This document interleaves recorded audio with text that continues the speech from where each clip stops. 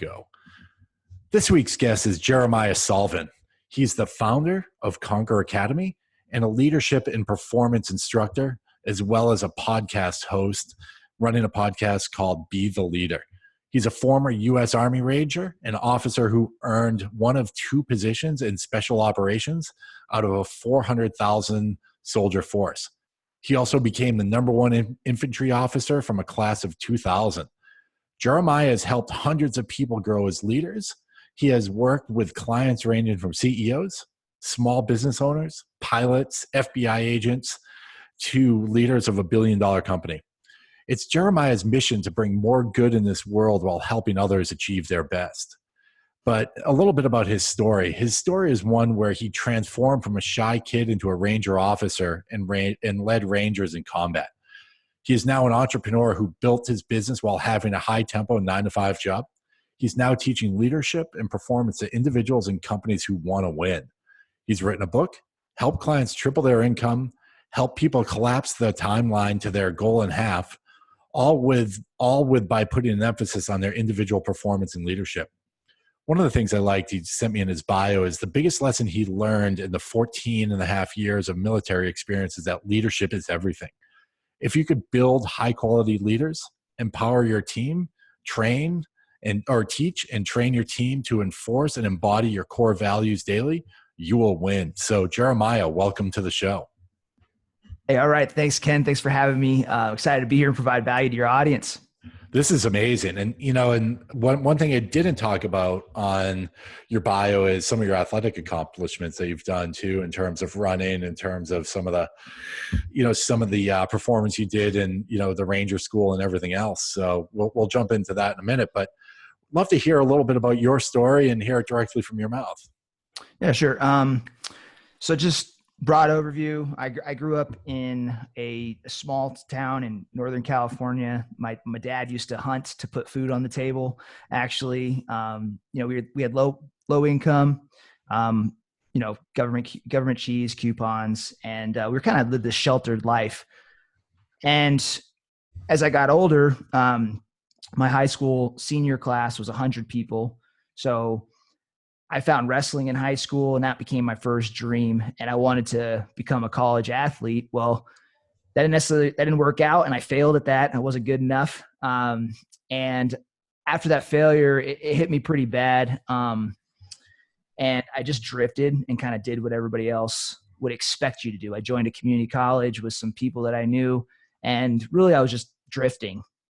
Did 2 semesters at a community college near Chico, California, and came home one day. My friends were all partying about 2 p.m. in the afternoon, and I said, I'm done. I said, I need out of this situation. I need something else. So I immediately enlisted into the military, and I had a ex-girlfriend and best friend that had joined, saw their lives from afar, and I said, hey, that doesn't look so bad. Let me give it a shot. And it was kind of funny because I dodged the recruiter throughout high school. I hated the guy. I was like, there's no way I'm joining the military. And they're pretty persistent too at that age. Oh man. Yeah. I was like, you're a cheesy car salesman type of guy, right? Get away from me. But, after a couple semesters of college, I said, all right, you win. And I called him back up and I said, hey man, sign me up. Get me out of this situation. So I really didn't know anything about the military at the time. And again, I listened to the advice of other people and decided to choose a path that would help me if I didn't want to make the military a career, and I became an engineer. And for people that aren't familiar with the military, there's 2 paths. You can enlist as a soldier and essentially just, be a worker essentially, right? Or you can take the officer path, which requires a bachelor's degree, and you become a manager and kind of you just start off more in a leadership role. So I didn't have the degree. I became an enlisted soldier, an engineer, and then immediately deployed to Iraq in 2006. It was a 12-month deployment that got extended to 15 months. So I was there for a really long time. This is before, you have the internet over there. And anyways, we had a lieutenant that was hit by a roadside bomb in my unit, and he bled out and he died at 22 years old, 23 years old. When that happened, I started questioning what I was doing with my life, what I really wanted, and I stopped listening really to everyone else. And when I kind of went into that soul searching mode, I decided that really I wanted to do a couple of things. I wanted to go back to college and finish what I started, because I hate quitting stuff.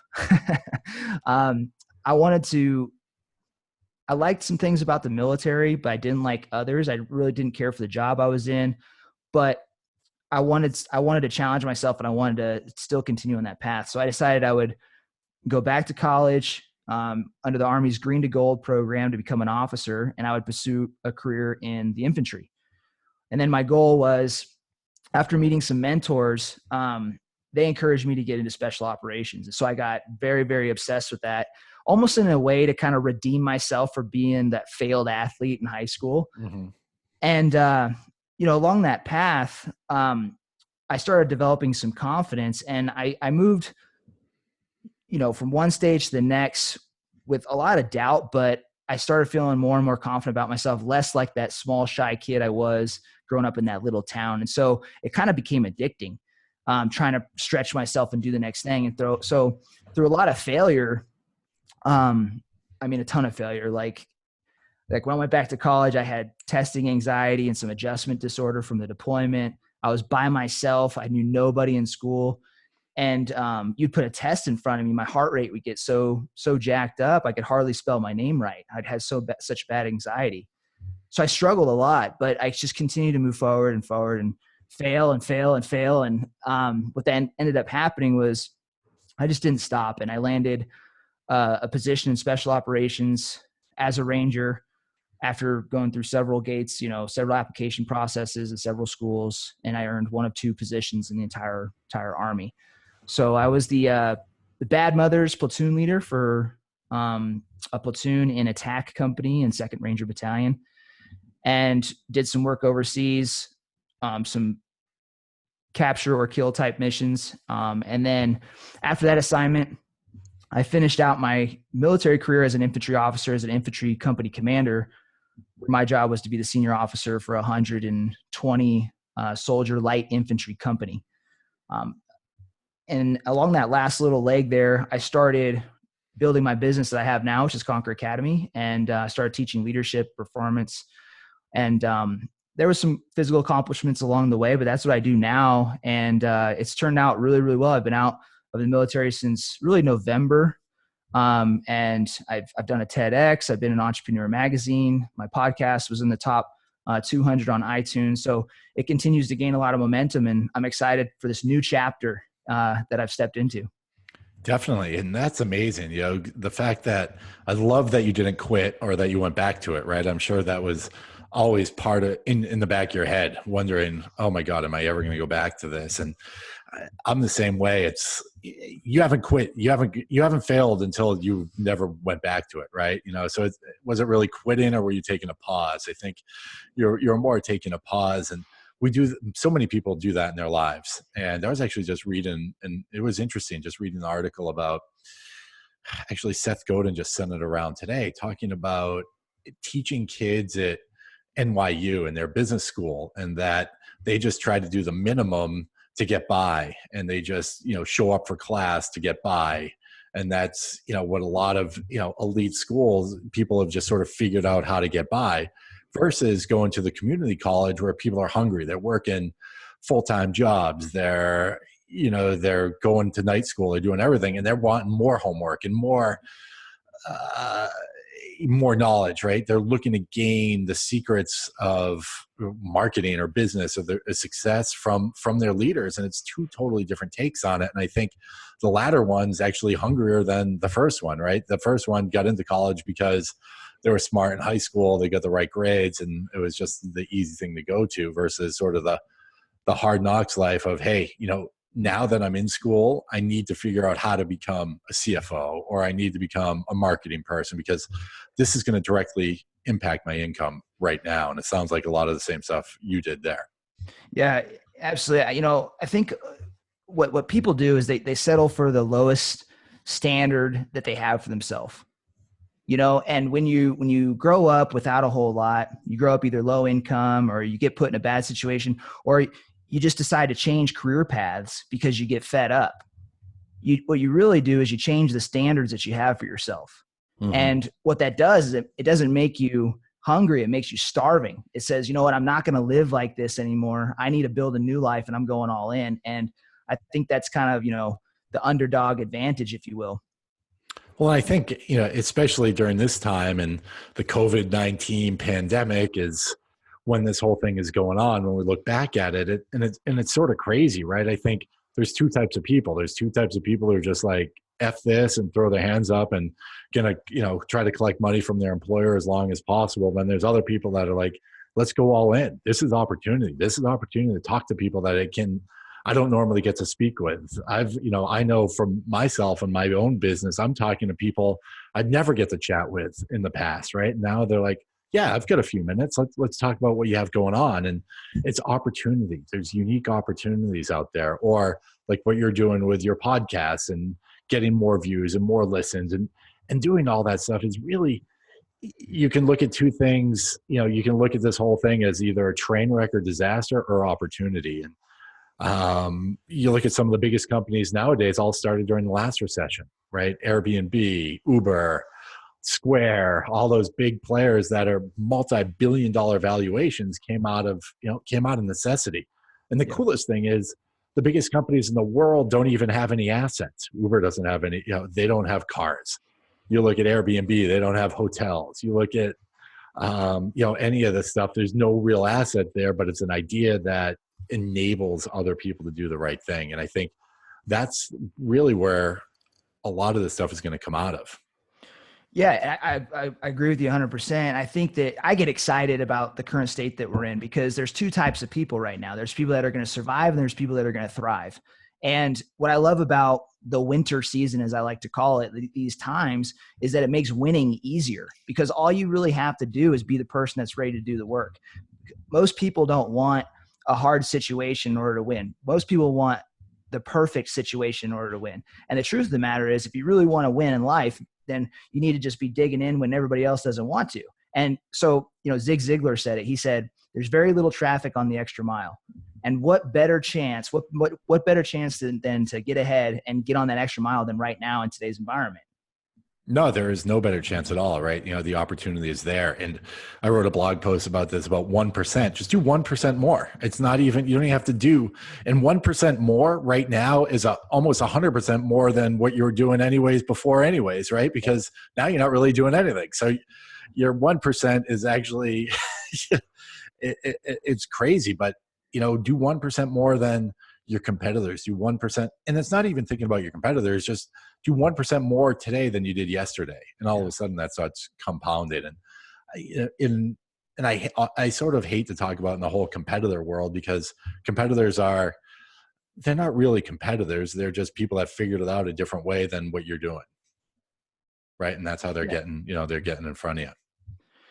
Yeah, I think, I like, people kind of criticize the idea of competing and winning all the time, but I think there's enough room for everybody to win. I just think the idea of winning is what should charge us, right? Like, That's what we're here for. It's not like we're saying we want to win, we want other people to lose. No, we all want to win, but we're just obsessing over individually winning every single day. 100. That's where I am, right? I might not be the number one guy in my company or the number one guy at the race, but I'm winning for me, right? And that's a definition is completely different for lots of people.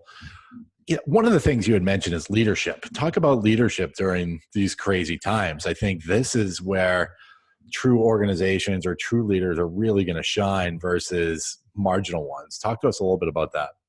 Yeah, I like to always start leadership talks with why do people need leadership? And if you look at what we're all trying to get after in life, we're all trying to accomplish this dream. We're all trying to accomplish some big goal. And in order to get to that goal, what you're really trying to achieve is your personal greatness. Okay, that you're trying to get to this absolute best person that you can be. In order to get there, what I like to tell people is if you think of this progression like a pyramid, okay, on one side you have leadership, and on the right side you have your performance, and then at the bottom you have your skills and your character. Well, to achieve your greatness, you have to combine all three of those sides to get to the top of the pyramid. Well, a great example of somebody that does this, does this really, really well is quarterbacks for football teams. Okay. They have mastered all three sides of the triangle. They're strong leaders. They've mastered their individual performance, and they have the skills to go ahead and succeed as well. But somebody needs leadership and should be studying leadership now because they want to get to the top of that pyramid, right? Now, if you think of a dog trainer as an example, my wife trains dogs. She's really good at it. So I like to use an example. Well, I think that a lot of us feel like dogs sometimes too, right? So like, yeah, perfect. We need the clicker to do the right thing. Yeah, she's always training me too. Right. But if you take a dog trainer, for example, and they have great skills, the bottom of the triangle, and they have great character, meaning they make great decisions. They have strong discipline, and then their performance is on point. They're productive. They're effective. And then on the left side, the leadership, maybe they struggle with leadership, and they can't influence multiple dogs or multiple people. Well, they're actually not going to become the best dog trainer in the world, right? They have to master all three sides. So that's why we should be focused on leadership right now. So in today's world, right now as a leader, a lot of people are asking, okay, I understand that it's important. What do I need to do next? And what I encourage people is build a community, build the team right now. And for multiple reasons. One, it's the right thing to do. Okay. But if you're a business owner or you sell something, it doesn't matter. If this pandemic goes on for 6 months, a year, 2 years, let's just say, right? And your whole focus is solely building the community and building the team.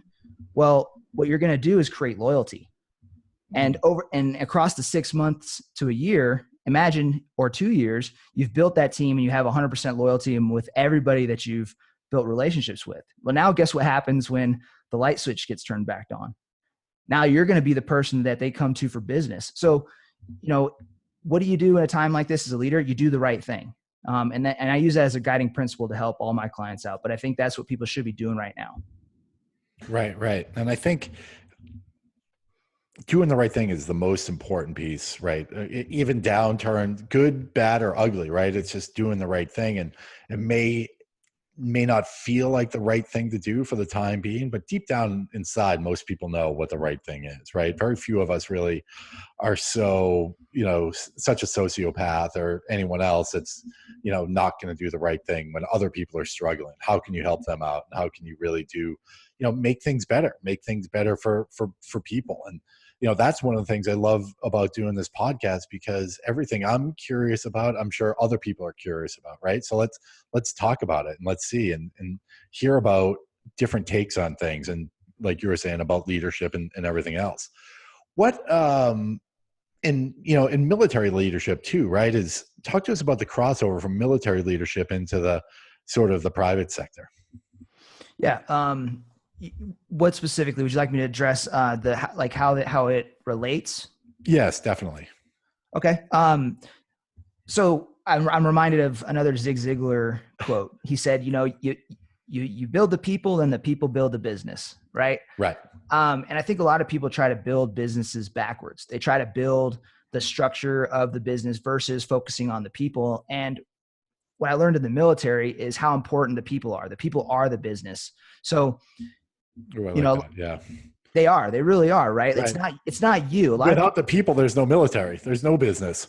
Exactly. Right. And so it doesn't matter how big your company is. Right. You are not the center point of that business. Your people are. And that's a hard thing for a lot of business owners to understand. They want to put themselves, what they do is they put themselves as the linchpin. Mm-hmm. And, what a good leader does is they make the organization perform well when they're in it. But a great leader makes that organization perform well when they're out of it. So I learned that in the military, and that's something I've been carrying over into the civilian sector. So like I said, a lot of people think that you should build a business and then you can just throw people at the problems to put it out, but it doesn't work like that. Actually, the inverse is true. So that's some of the parallels in between it. You can keep asking me questions about. No, and I love I've never heard what you said there, though. The people piece, but without the people, there is no business, right? And that's and if you put it in, it's easy to say from the business side, but you pull it in the military aspect of it. Without people, there's no military, right? Yeah. You don't have anyone, to pull the trigger or press the bomb button or negotiate for anyone without the people, and that's it's a unique perspective because it's almost reverse engineering it from what, like you said, most leaders think that it's all about them and that the people will come to them, and it's not. It's just the opposite. Yeah. So it's like, hey, we're building an army, right? Do I Right. think, do most business owners think about, okay, I have this army. How can I win the war? Hmm. Instead of, I have this army. How do I build the people to win the war? Right. Right. And what I love about the infantry is that we didn't have all these capabilities and platforms that the other branches of service had. Right. So aviation, they have their helicopters, their planes, artillery, the armor branch, they have their tanks. Well, infantry we don't have any of that. All we have is our own 2 feet and each other. We're just people. We're just the ground force that's going to move from point A to point B. So what that teaches us is, what it taught me was the importance of putting all of your focus on developing the people in your organization to get the best effect. Right. It showed me how to focus if I wanted to get productivity, what should I do? I focus on the people. Right, right. No, and I think that's, those are some of the biggest keys there is, like I said, it's the people. I'm in the recruiting business, right? So everything I do, it's all about the people. What can the people bring to you? And what can the people, I wrote a blog post about this that I'm actually going to post tomorrow, but this will be a couple weeks ago when this comes. But, there's this big talk about non-essential people, right? And I think people, you need to become essential. If you're not essential, you're expendable. And essential in the private sector is either making the company money or saving the company money. And then a third one actually popped into my head while doing it or saving people's lives, right? Is sort of the third piece. And if you're not doing one of those three, you better start figuring out a way to become an essential employee, because you're going to be the first one to go when layoffs come. You're going to be the first one that gets thrown over the side of the ship when the ship's going down, right? It needs to get rid of dead weight. And that is such an important piece of what's happening. And as a leader, you're creating all essential people, right? I think that's the key to true leadership, is to really make everyone essential, make them all essential within the organization, but also realizing when they're not essential, right? AKA sort of Jack Welch, he did the, if you're an A or B player, you're good to go, but you're below an 80, it's like, boom, you're out the door, because you can't really keep up with the pace. And I'm sure, you dealt with a lot with that. Yeah, absolutely. And as far as the essential businesses and essential piece goes, the ability to influence and impact people is priceless. Mm-hmm. And so if as an individual right now, no matter how you're turning in this market, if you can build that skill, people will always pay for it. Like, how would you, give us some, sort of, how do you build that skill, right? Give us some tips on building that skill. Yeah. So if somebody that wants to increase their leadership, one of the easiest ways, this is the easiest, freest way to do it. It's to volunteer. Volunteering Right. is one of the easiest ways to do it. And it's a great way because you meet high caliber people, and it strengthens your leadership because most of the people there don't have an incentive to listen to you. Mm-hmm. Okay. For example, it mirrors peer leadership. Peer leadership is the highest form of leadership, right? There's leading people down, your subordinates. Then there's leading up, like your boss. And then there's leading your peers. And I always say that peer leadership is the highest form. If you can master that, you can master all directions. And it's because, have you ever tried to get your friends to go do something that they didn't want to do? Yeah, all the time. I still do. Yeah. And what do? They talk crap back to you, right? Right. Yeah. Massive pushback. And so it becomes this challenge, this leadership challenge of how do I influence and impact and get these peers to kind of listen to what I'm saying. And what volunteering does, it helps you build that peer leadership. You start learning a little bit of emotional intelligence. You start learning how to listen. You start learning how to communicate. And you also learn that communication isn't just me speaking. It's 80% of me listening, right? No, and also too, it's you have nothing to lose as well, right? You learn what works and what doesn't work, and it's sort of a freebie. It's not like you're going to lose your job if you don't effectively lead. On the next volunteer project, you can actually, oh, that didn't work, so I'll try this. Yeah, it's a way to test it, right? To build your skills kind of behind closed doors and refine it over time. So we should have a system where we're doing that. Like, I volunteer up at the the Olympic Training Center here in Colorado Springs. And, I've been doing leadership for the last 15 years. And I still continue to do that to refine it over and over again, because leadership is always changing. It's dynamic. And what you're going to see now, if people really want to get ahead of leadership, it's the ability to influence and impact and build communities online. Okay. A lot of people are moving to Zoom and remote work. And so your ability to get people together and build a team online is going to be priceless, because a lot of the CEOs that I talk to now, they struggle with it. Like, how do I build my team like that? And for everybody that's out there that wants to get started, a really free way to do it is just social media. Mm-hmm. It's a great way to do it. I started up social media a few years ago, and my community is about 8,000 followers of organic growth. And we've built a community so tight that I can literally just point and aim, and these guys will shoot, right? And it actually happened on an Instagram Live the other day. I was in there, and there was people coming in and out, a couple hundred people coming in and out, and somebody asked a question that wasn't familiar with my message and my brand and stuff like that, and they were asking me, what do I do on rest days, right? Is what they asked. And everybody jumped in and was like, hey, we don't take rest days. We always do something. Like, everybody in the comments in the thing. Right. And that's the power of building a community online. Like, you want to be able to do that, because like I said, it's going to be a priceless thing here in the near-term future.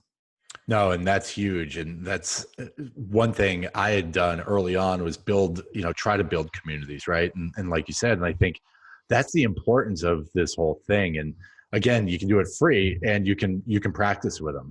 The communities I built executive athletes. That's part of this podcast. I've got 20,000 followers. I've built a Boston financial services or Boston, finance professionals group with 10 or 11,000, another one, another specialty group as well. And I think that allows you to build your brand as well, right? It allows you to build Jeremiah. It allows me to build Ken. It allows you, anyone to do it.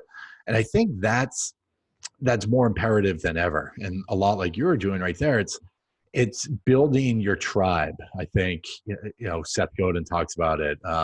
Who's the book? The guy who wrote Perfect Storm there, Tribes, right? Wrote a book, Tribes. And, but that's what you need. You need to build it. You need to build your following. And the best part about it is people will help you, right? People will help you do it. They'll be like, hey, try this, or hey, try that. And how do you do that? Right. And that's the best piece of it, and allowing yourself to be open. And there's one last book, and it sounds like you've got it nailed, or it's an essay called 1,000 True Fans. And I think if you get 1,000 true fans, and it's online, just Google it.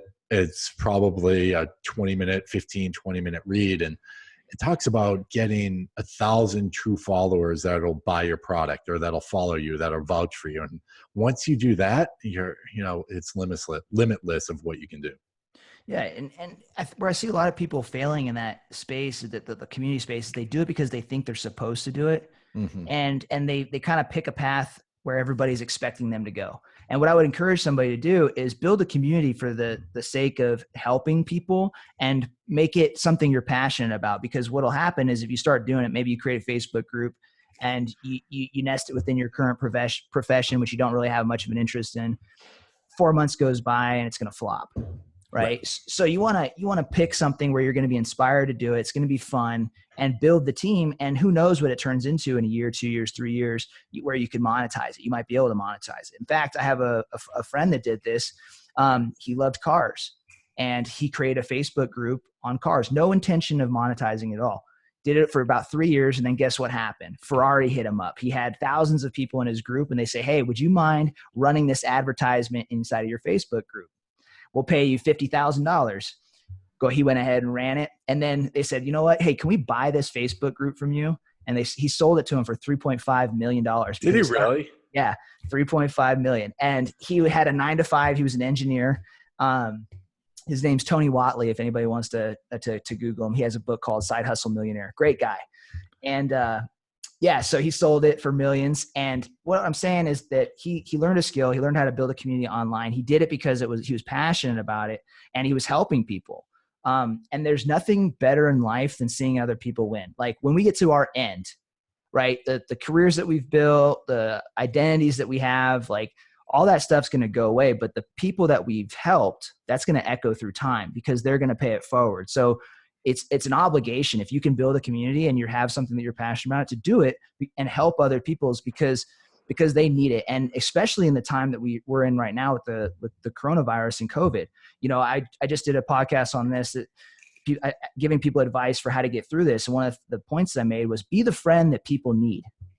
Okay. Because we're all sitting back and we're all feeling isolated. And this is what happens is the world does this. And they're like, I feel lonely.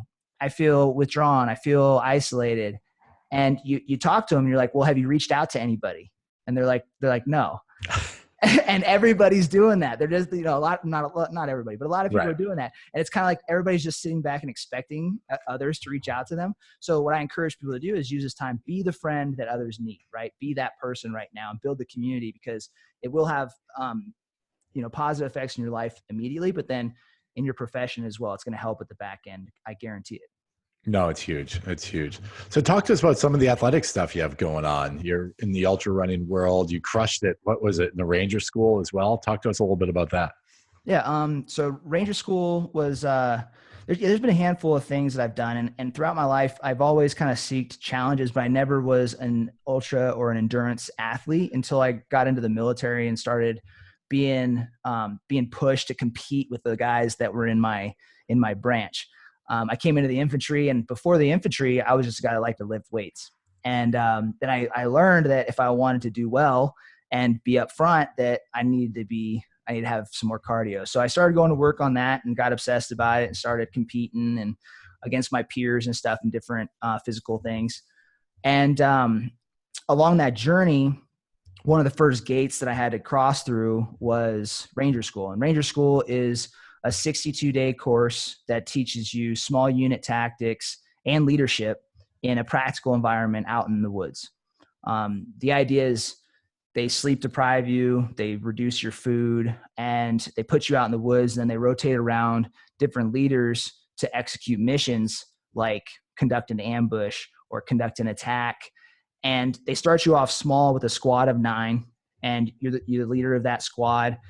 You go to your mission, and then they rotate somebody else in, you get evaluated. And across the course, you go from leading a squad to leading an entire platoon of about 30 to 40 Rangers. But it's a leadership challenge because everybody's tired and everybody's a peer. So in Ranger School, you could be a private, meaning the very bottom guy that comes in, the entry-level position, or you could be a captain or a major who's got maybe 10, 13 years of military experience, but nobody's wearing rank, and now you're in charge of each other, right? And on top of that, you're tired and you're sleepy and you haven't ate. Right. So it's a really good time. And so that was the first thing that I had to do. And Ranger School, like I said, 62 days, and there's about a 33% graduation rate. And that number comes from people that have to restart some of the phases over again, meaning they fail their evaluations or some performance evaluation where they have to restart. And fortunately enough, I made it through the entire course without having to restart, which less than 10% of people do that. And I say that because as a teaching point, I think that happened because of two things. From a leadership standpoint, I went to Ranger School with the mindset of I can't control my outcome, so I'm just going to serve others while I'm here. And that energized me when things were really tough. Like we would be marching with our rucksacks on, 80 pounds in the woods. There was one time where we were walking up this mountain. I had my weapon. I'm sweating. It's about 2:00 in the morning. I got 80 pounds of gear on my back. And I keep dozing off because I've been getting only 30 minutes, an hour, 2 hours of sleep for multiple days, if not 2 weeks at this point. And I'm dozing off, and I look over. Every time I wake up, the edge of the mountain is right there. And 1 second I'm on the trail, the next second I'm almost falling off the mountain.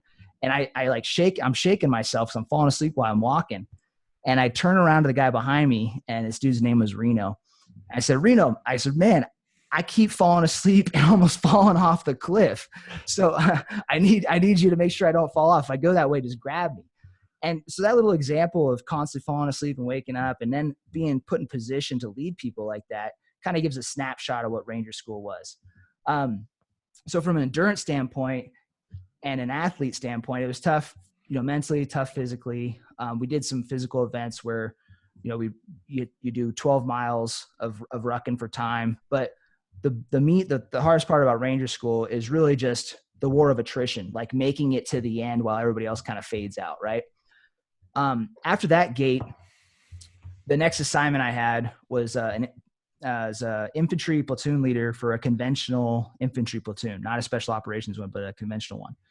And I had a great leader come into my life, and I call all the great leaders that I've had Major Steel, because a lot of these guys are still on active duty and I can't use their names. So I just group them all up and I say, hey, Major Steel taught me this, right? So Major Steel pushed me to compete for the Army's Best Ranger competition, which is a really tough event, 3 days. We did 62 miles in the first 18 hours. And before that, the longest endurance event that I had done was Ranger School, which we had to do that 12-mile ruck march, with, 35, 50 pounds or whatever on your back. And anyway, so 60 miles with, a rucksack on my back. And me and my partner ended up getting cut from the competition on the second day because we just weren't making the gates. That was a hard loss for me. I thought that, one, it was tough to get in because what they do is they take 52 teams that are Ranger qualified and Airborne qualified in the Army, and they have them compete against each other. So I actually made it to that. And this moment, though, is important to me because it was a huge failure, but what it did is it shifted how I looked at myself as an individual and an athlete.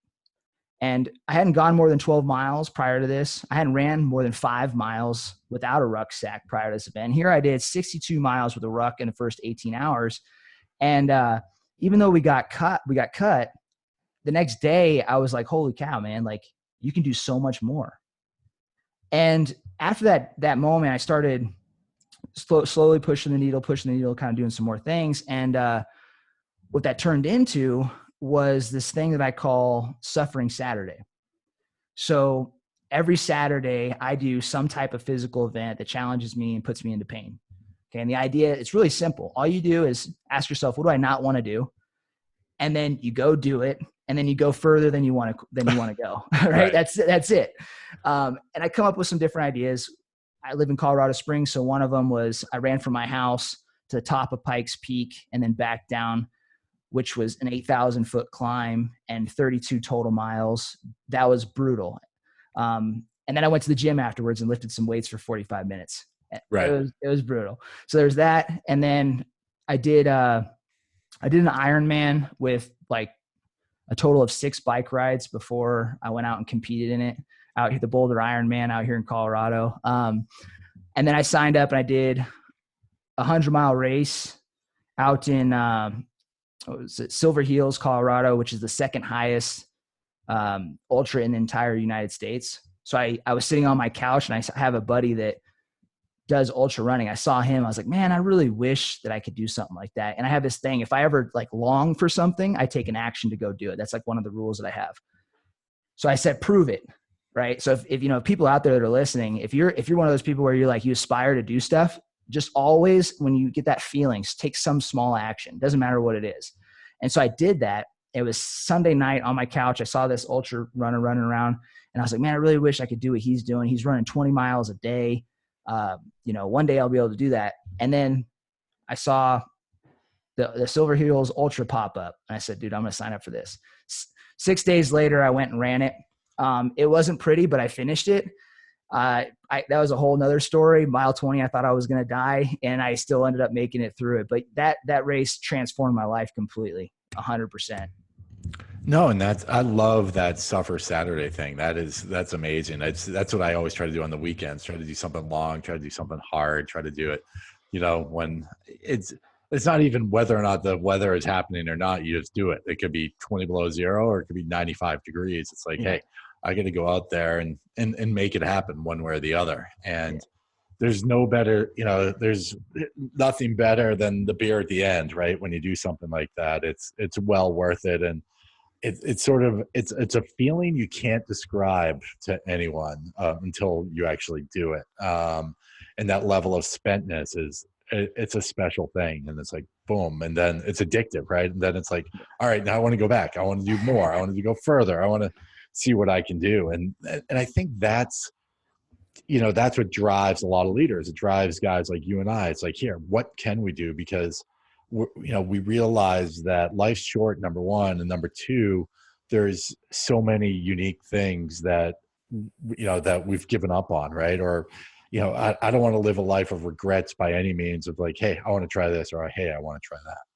But this has been awesome. Went way over. We're here 45 plus minutes, and tell us a little bit where people can find more about you. We can do a round two. Talk to us a little bit about Conquer Academy and where they can find more about Jeramiah. Yeah, so the best way to reach out and connect with me is Instagram. So it's just my first name and last name. The spelling in my name is unique, Jeramiah, and then my last name, Solven. So it's all one word. The best way to do it, like I said, just reach out to me there. I'm pretty good about responding to my DMs. I do get busy, but that's the best way to connect. And then if you're trying to get more information about my company, I do have, if you want me to mention this, I do have some. Okay. So I do have some training that I'm doing. So if people go to go.conquer-academy/training, there's an about me section, and then a video that people can go through to increase their productivity and become stronger leaders. Awesome. And everyone definitely check that out. And I'll have Jeramiah send me the link too. So in case you didn't write it down, we can get it in there. But Jeramiah, this is awesome. I appreciate you being part of this. You're a total rock star. So just keep on keeping on, I guess is the best way to put it. Thank you. Thanks, Ken. I appreciate it. Keep making the world a better place, brother. Appreciate you. And if anyone has any questions, comments, feedback, needs to get in touch with Jeramiah, email me at ken@executiveathletes.com. Hopefully at this point, when you're listening to this in a couple of weeks, that we're out of this pandemic, but whoever knows what's happening. So go out there, crush it this weekend. Love it. Love life. Have fun. Talk to you later.